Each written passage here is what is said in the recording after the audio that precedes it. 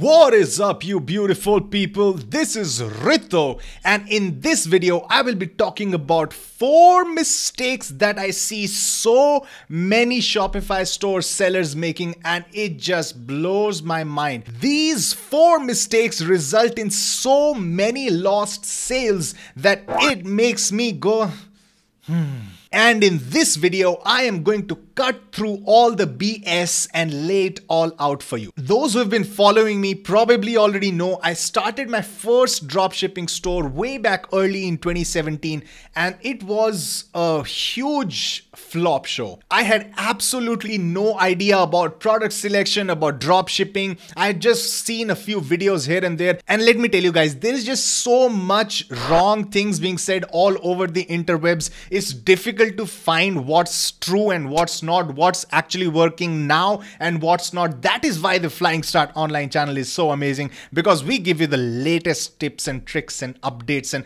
whatever is working right now is covered right here on this channel. Anyways, I had no knowledge about ads, about product selection, about Shopify store setup. I had no idea about buyer psychology, what makes people buy dropshipping products, and I just basically threw out a quick little Shopify store, and it was based on a trending topic at that point. So a lot of you might be thinking, all right, if it's a trending niche, so why not get into it? Well, I made this huge mistake. I found out a couple of products that were working really well on Facebook ads. I'd seen a lot of shares, likes, and comments for the products in that niche. I basically threw up a Shopify store around that niche. The niche was athleisure clothing, which is still big now, but I had no clue how to sell those products. I basically duplicated the products that were selling on Facebook. I had seen with a huge number of reactions and shares. I duplicated it on my store, started some ads. I spent a lot of money on testing a single product, and it basically devastated my entire plans, and I lost a lot of money, and I just basically quit. I had made 0 sales, spent about $100-$150 on ads, and I was just completely thrown off my game, and I quit that store. Needless to say, it was a complete flop show. But listen guys, ever since I started my Bizathon challenges and I've opened up several niche stores now, I also have my general store, which is Common Panda, which you already guys know about. I have learned a lot of different things, how dropshipping works, how people buy, what makes people tick, what makes people actually make that purchase. And I've also been dealing with a lot of clients on the side, so I know what mistakes people are making all day long with their Shopify stores. In this video, I'll be laying down the entire plan for you. So are you ready to learn about the 4 mistakes that's hurting your Shopify sales? If you are, let's get started with this. Mistake number 1, not understanding the product, market, and timing fit. Now, I've already talked about the product and the market fit in one of my videos.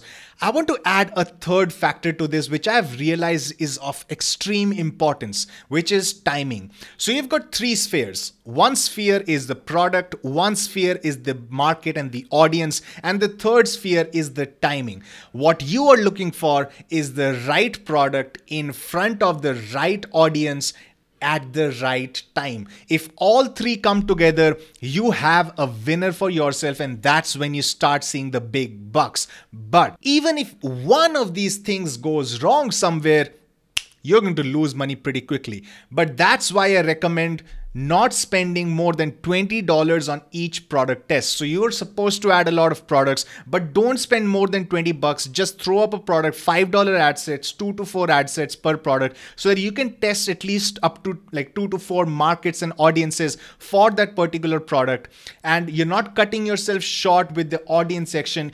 If you found a product that you think might work for an audience, the only factor remaining is the timing. And if the timing is right, and those $20 spent on ads will tell you whether the timing is right or not. And once it does, once you start seeing the sales come in, that's when you start scaling those ads. Mistake number 2, not understanding why people buy from dropshipping stores. Now listen guys, most people you'll advertise to will be browsing the products you advertise on their phones, either with Facebook ads or Instagram ads. It doesn't really matter. People are browsing on Facebook. They're like relaxing, chillaxing. They're enjoying their life, and they come through some of their friends' posts, and then they suddenly see your product. And I come back to that audience and product fit.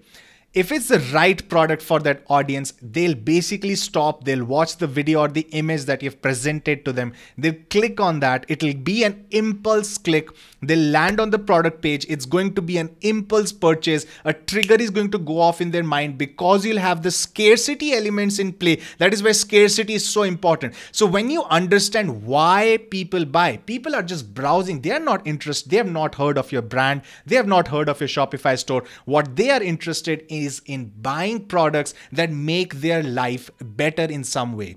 That is why I've told you guys to always find products that are unique for a particular audience. If it's a unique product, if it's a new bang on product that they've never seen before, then they scroll through their feed, they see a video of that product or an image of the product, they become instantly interested. Most people don't have time for research. And this is another question I've gotten from a lot of people. If the product is available for $3 on AliExpress, why would they buy from my site for $15, right? Well, most people don't know about AliExpress. That's why dropshipping works. And even if they did, they don't have time for, going to AliExpress, finding out if the product exists or not, finding a seller, communicating with them, placing the order and whatnot. Most people are looking for, they come to your site, they like the product they saw, you've got the scarcity elements in play, and it looks like a decent enough site, a professional enough site to buy from. Boom, you've closed the sale. Mistake number 3, not engaging with your audience. You're going to get a lot of messages, emails, and chats and comments on your if you're advertising on Facebook, or even if you're advertising on Instagram, you are going to get engagement from your audience. All right. So once you have a product that is selling for you and you start seeing engagement on your ad posts, you see comments, you see messages, you see emails, respond to them. All right. Make it a point to respond to your comments, messages, and emails. You don't have to respond to all of the comments that are posted on your posts, but at least respond to some of them. If you're advertising internationally, I've seen a big boost in my sales when I respond to the comments in their particular language. So if I'm advertising in, let's say, Germany, and somebody types a comment in German, Facebook has a translate comment link. You click on that, you see the comment in English, go to translate.google.com, put that comment up inside translate.google, write your own comment in English. It'll automatically translate in German, copy and paste, and boom, you have responded to the customer in their native language, increasing the chances of closing the sale that might not have happened. So engage with your audience, respond to the messages. And with regards to messages, you've got these chat bots. All right. Nowadays, you've got so many chat bots out there. You can literally set them up within minutes on your store. Set up a default message. So even if you're not available, if somebody sends a message on your page, they get an instant reply back which says, "We are not available right now. Either leave a message right here or send us an email and your email address." That's it. And listen, guys, as you grow, as you start getting more sales, just hire a VA to respond to all your emails and comments and chats. That's what I have done. I still go ahead and respond to some comments and some emails and some messages, but I prefer that my VA does all of this. And if in the past you've actually engaged with your audience, you know how to train your VA, and you can basically train the VA within days and they'll be on autopilot all day long. Mistake number 4, not optimizing for sales.